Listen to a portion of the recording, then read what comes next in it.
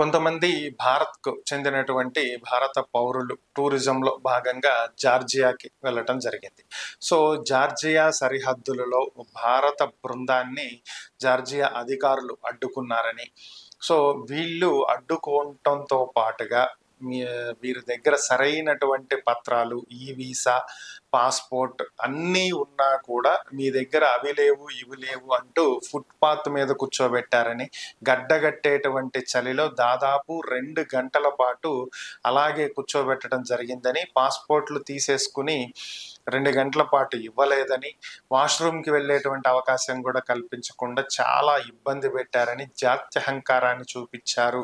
దీని మీద భారత్ స్పందించాలి. 56 మంది పర్యాటకులను ఈ విధంగా జార్జియా అధికారులు ఇబ్బంది పెట్టారు అంటూ ప్రధాని నరేంద్ర మోదీని, విదేశాంగ శాఖ మంత్రి జైశంకర్‌ని ట్యాగ్ చేస్తూ ఒక భారత్‌కు చెందినటువంటి మహిళ సోషల్ మీడియాలో ఒక పోస్ట్ పెట్టడం జరిగింది. సో, దీంతోటి ప్రస్తుతం విదేశాంగ శాఖ అయితే ఏమీ స్పందించలేదు.